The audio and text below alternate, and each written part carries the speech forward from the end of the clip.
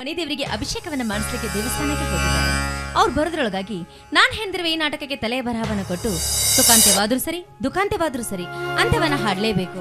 ಇದೇನು ಸಮಯ ಎಷ್ಟಾದ್ರೂ ನೀಲಕಂಠ ಇನ್ನೂ ಬರ್ಲಿಲ್ಲಲ್ಲ, ಬರ್ಲಿ, ಹೇಗಾದ್ರೂ ಮಾಡಿ ಇವತ್ತೊಂದು ಕೊನೆ ನಿರ್ಧಾರವನ್ನ ಕೈಗೊಳ್ಳಲೇಬೇಕು.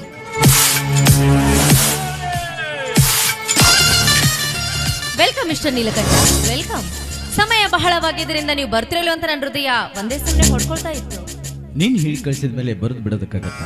ಹೌದು, ಅಷ್ಟೊಂದು ಪಾರ್ಕ್, ಲಾಡ್ಜು, ರೆಸ್ಟೋರೆಂಟ್ಗಳಿರ್ಬೇಕಾದ್ರೆ ನನ್ನನ್ನ ಈ ಮನೆಗೆ ಯಾಕೆ ಕರೆಸಿದಿ? ಮಿಸ್ಟರ್ ನೀಲಕಂಠ, ಹೆಣ್ಣು ಎಷ್ಟೇ ಶೌರ್ಯವಂತಳಾದ್ರೂ ಕೂಡ ಅವಳು ಈ ಸಮಾಜಕ್ಕೆ ಹೆದರ್ತಾಳೆ ಅನ್ನೋದನ್ನ ಮಾತ್ರ ಮರಿಬೇಡ. ಈ ಸಮುದಾಯದ ಬುಡಕಟ್ಟಿಗೆ ಅವಳು ತಲೆ ಬಾಗ್ಲೇಬೇಕಾಗುತ್ತೆ. ಅದು ಈ ಭವ್ಯ ಭಾರತದ ಪರಂಪರೆಯೂ ಹೌದು. ಮೇಲಾಗಿ ನಾನು ಶ್ರೀಮಂತ ಮನೆತನದ ಹೆಣ್ಣು, ಎಲ್ಲರ ಕಣ್ಣುಗಳು ನನ್ನ ಮೇಲೇನೆ ಇರ್ತವೆ.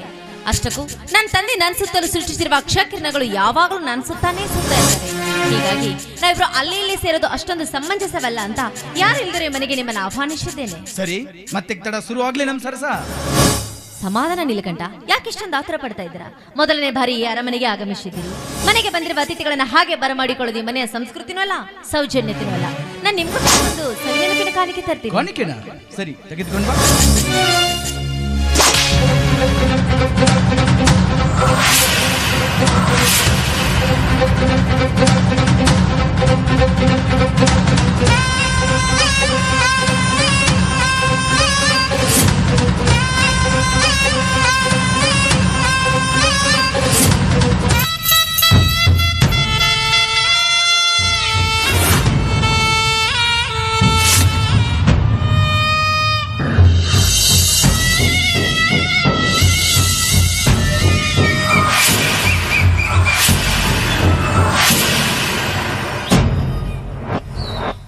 ಮಿಸ್ಟರ್ ನೀಲಕಂಠ, ನಮ್ಮಿಬ್ಬರ ಪ್ರೀತಿ ಅಮರವಾಗಿ ಉಳಿಬೇಕಾದ್ರೆ ನೀ ಎರಡರಲ್ಲಿ ಒಂದನ್ನ ಮಾತ್ರ ಆಯ್ಕೆ ಮಾಡ್ಕೊಳ್ಬೇಕು.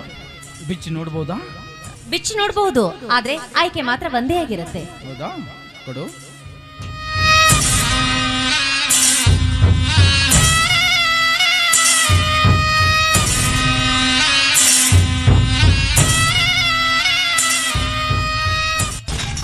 ಒಳ್ಳೆ ಗೊಟ್ಟೊಳಕ್ಕೆ ಬಾಣಿ.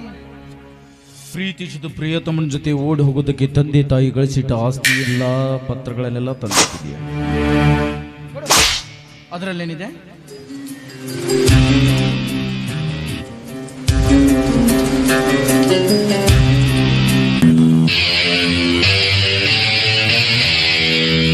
ಶ್ರಾವಣೆ, ಯಾಕೆ ಈ ರಾಖಿ?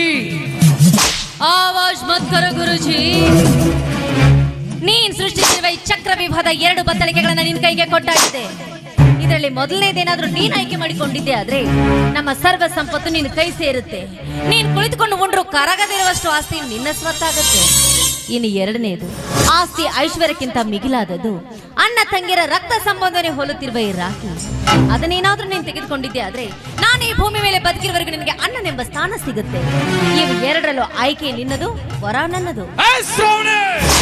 ನಾನು ನಿನ್ನ ಮನೆಯ ಹೊಸ್ತಲು ತೊಳೆದು ಬಂದಿದ್ದು ನಿನ್ನ ಕೈಯಿಂದ ರಾಖಿ ಕಟ್ಟಿಸಿಕೊಂಡು ನಿನ್ನ ಪ್ರೀತಿಯ ಅಣ್ಣನಾಗಲು ಅಲ್ಲ.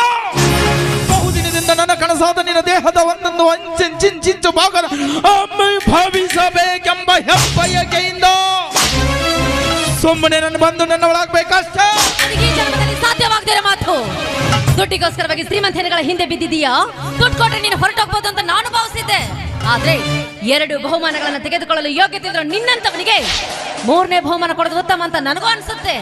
3ನೇ ಬಹುಮಾನ ತೆಗೆದುಕೊಳ್ಳೋದಕ್ಕೆ ಸಿದ್ಧನಾಗಿರು.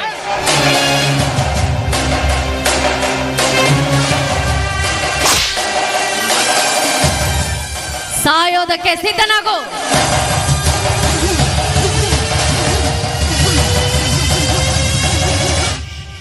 Don't shoot me. ಶೂಟ್ ಮಾಡಬೇಡ, ಶೂಟ್ ಮಾಡಬೇಡ. ಶೂಟ್ ಮಾಡ್ತೀಯ? Come on come on, shoot me. ಬೇಡ ನೀಲ್ಕಂಠ, ಹತ್ರ ಬರಬೇಡ, ಹತ್ರ ಬರಬೇಡ.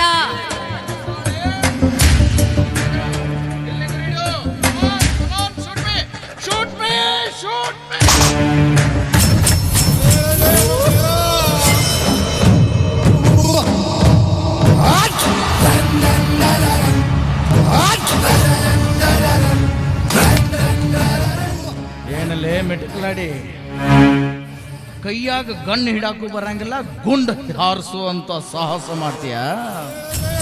ನಾನು ನಿನ್ನ ಬಿಟ್ಟು ಬಿಡೋಣ ಅನ್ಕೊಂಡಿದ್ದೆ. ನನ್ನ ಎದುರಿಗೆ ಗಣ್ಣಿಟ್ಟು ಗುಂಡು ಹಾರಿಸೋ ಯೋಚನೆ ಮಾಡಿದ ನಿನ್ನನ್ನ ಈಗ ನೋಡ್ತಾ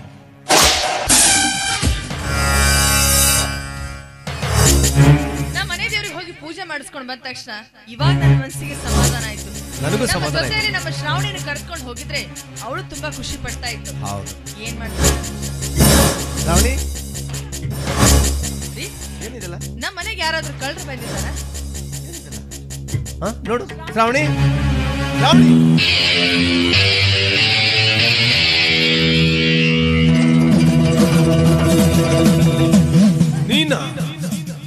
ನೀನ್ ಯಾಕಲೆ ನನ್ ಮನೆ ಹೊಸಲು ತುಳ್ದೆ? ವೆಲ್ಕಮ್ ಬಗಳಲೆ ಭಿಕಾರಿ. Welcome mister zamindar. ಇನ್ನೊಂದು 5 ನಿಮಿಷ ಲೇಟ್ ಆಗಿ ಬಂದ್ರೆ ನಿನ್ನ ಮಗಳ ಕತೆ ಮುಗ್ದೋಗ್ತಾ ಇತ್ತು. ಅರ್ಥ ಆಗ್ಲಿಲ್ವಾ? ಅಂದ್ರೆ ಒಳಗಡೆ ನಡೀತಾ ಇರೋದು ನಿನ್ನ ಮಗಳ ಶ್ರಾವಣಿ ಶೋಭನಾ.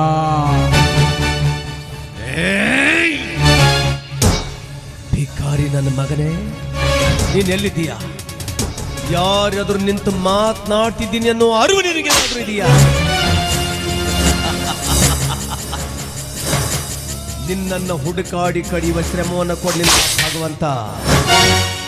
ಹಸಿದ ಹೆಬ್ಬುಲಿಯ ಗವಿ ಬಗಿಲಿಗೆ ತೋಳ ತಾನಾಗಿಯೇ ಬಂದಂತೆ ನೀನಾಗೇ ಬಂದು ನನ್ನ ಭದ್ರಕೋಟೆಯಲ್ಲಿ ಸಿಕ್ಕಾಕೊಂಡ್ಬಿಟ್ಟೆ. ಇವತ್ತು ನಿನ್ನ ಜೀವ ಸಹಿತ ಉಳಿಸೋದಿಲ್ಲ ಕಣ.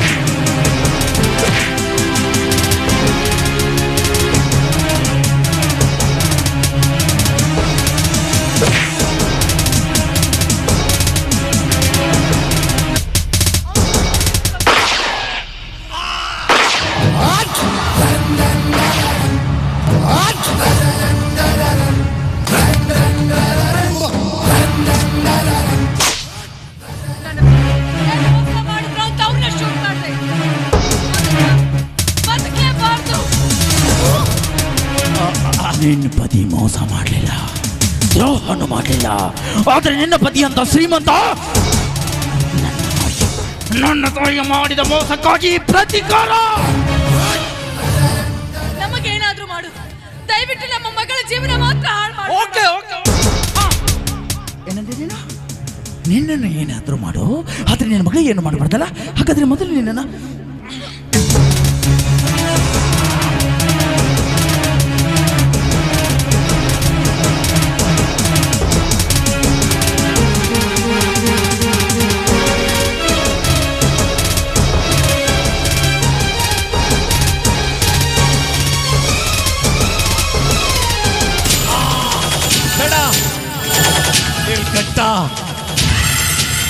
ನನ್ನ ಮಗಳು ಹಾಳು ಮಾಡ್ಬೇಕು. ಇದು ಅನ್ಯಾಯ, ಅನೀತಿ, ಅಧರ್ಮ. ನೀನ್ ಸುಟ್ಟು ಹೋಗ್ತೀಯ, ಬೀದಿ ಹೆಣ ಆಗ್ತೀಯ ನೀನು. ನೀಲ್ಕಂಠ,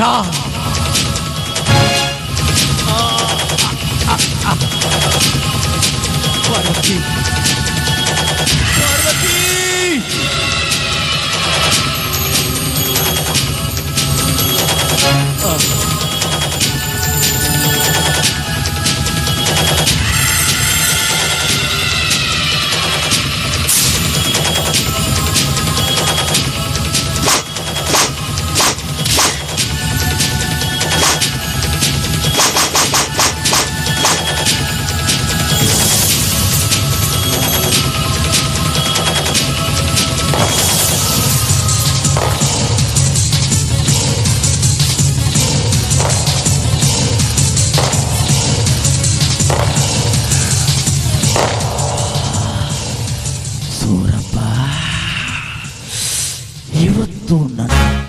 ಈಗ ನ್ಯಾಯದ ಸೇಡು.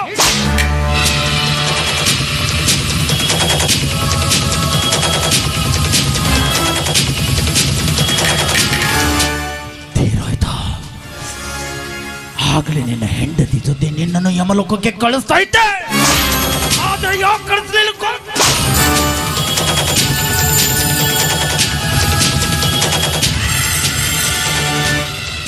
ಬಡ ಹೆಣ್ಣು ಮಕ್ಕಳ ಮೇಲೆ ಅತ್ಯಾಚಾರ ಆದಾಗ ಅವರಿಗೆ ಆಗುವ ನೋವು ಏನು ಅಂತ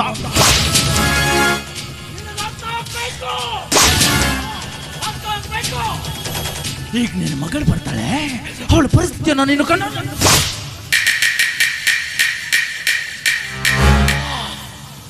ನೀನು ನೋಡ್ಬೇಕು.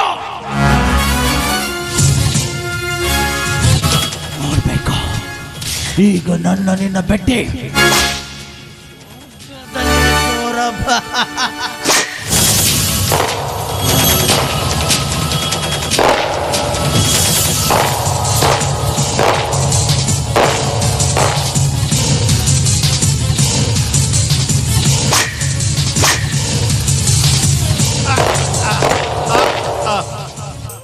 ವಿಧಿಯಾಟ ತಿಳಿದಿಲ್ಲ ನಾಳೆಯ ಬಲು. ಶ್ರಾವಣಿ,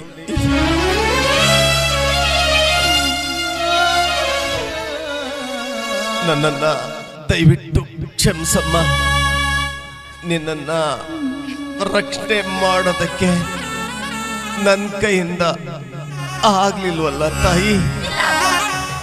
ನಿಮ್ಮ ಈ ಸ್ಥಿತಿಗೆ ನಾನೇ ಕಾರಣಗಳು ಅಪ್ಪ. ಇಲ್ಲ ಅಮ್ಮ, ಇಲ್ಲ. ನಮ್ ದುರ್ದೈವ ಶ್ರಾವಣಿ, ನಾನಿನ್ನು ಹೆಚ್ಚು ಕಾಲ ಉಳಿಯೋದಿಲ್ಲ. ಹಾಗೆಲ್ಲ ಮಾತಾಡ್ಬೇಡಿ ಅಪ್ಪ. ಅಪ್ಪ ನಡೆಯಪ್ಪ, ಮೊದಲು ನಾವು ಆಸ್ಪತ್ರೆಗೆ ಹೋಗೋಣ ಅಪ್ಪ. ಬೇಡಮ್ಮ, ಕತೆ ಮುಗಿತಾ ಬರ್ತಾ ಇದೆ. ಆದ್ರೆ ಶ್ರಾವಣಿ, ನಾನೊಂದು ಮಾತು ಕೇಳ್ತೀನಿ. ನನ್ನ ಮಾತು ದಯವಿಟ್ಟು ನಡೆಸ್ಕೊಡ್ತೀಯ?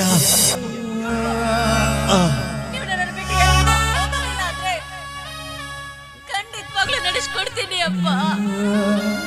ಮೊದಲು ನನ್ನ ಮಾತು ನಡೆಸ್ಕೊಡ್ತೀನಿ ಅಂತ ಮಾತು ಕೊಡು. ಕೇಳಿ ಅಪ್ಪ, ಖಂಡಿತವಾಗ್ಲೂ ನಿಮ್ಮ ಮಾತನ್ನ ನಡೆಸ್ಕೊಡ್ತೀನಿ ಅಪ್ಪ. ಶ್ರಾವಣಿ, ತೊಟ್ಟಿಲ ತೂಗುವ ಕೈ ಹೆಣ್ಣು, ರೊಟ್ಟಿ ಪಡೆಯುವ ಕೈ ಈ ಹೆಣ್ಣು. ಇಂಥ ಕಟುಕರ ಕಾಮಕ್ಕೆ ಬಲಿ ಆಗ್ತಾ ಇರೋದು ಒಬ್ಬ ಅಮಾಯಕ ಹೆಣ್ಣು. ಆದ್ರೆ ನೀನು ಅಮಾಯಕಳಾಗಬಾರ್ದು, ಶಕ್ತಿ ದೇವತೆ ಆಗ್ಬೇಕು. ಇಂಥ ದುಷ್ಟರಿಗೆ ತಕ್ಕ ಶಿಕ್ಷೆ ಕೊಡಬೇಕು. ಆ ಶಿಕ್ಷೆ ಆಗಿರ್ಬೇಕು ಅಂದ್ರೆ ಮೃಗವಾಗಿರುವ ಅವನನ್ನು ಮರಳಿ ಮನುಷ್ಯನನ್ನಾಗಿ ರೂಪಿಸಬೇಕು. ಅದಕ್ಕೆ ಸರಿಯಾದ ದಾರಿ ಅಂದ್ರೆ ನೀನು ಅವನನ್ನೇ ಮದುವೆ ಮಾಡ್ಕೋಬೇಕು.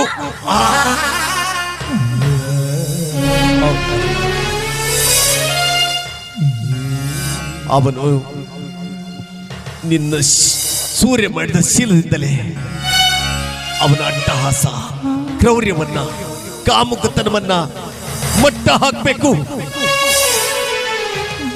ನಾನು ನಿನ್ನ ಹೊಟ್ಟೆಯಲ್ಲಿ ಮತ್ತೆ ಹುಟ್ಟಿ ಬಂದು ಅದನ್ನೆಲ್ಲ ಕಣ್ತುಂಬ ಕಾಣ್ಬೇಕು. ಶ್ರಾವಣಿ, ಶ್ರಾವಣಿ, ಕಣ್ತುಂಬ ಕಾಣ್ಬೇಕು. ಶ್ರಾವಣಿ, ಶ್ರಾವಣಿ.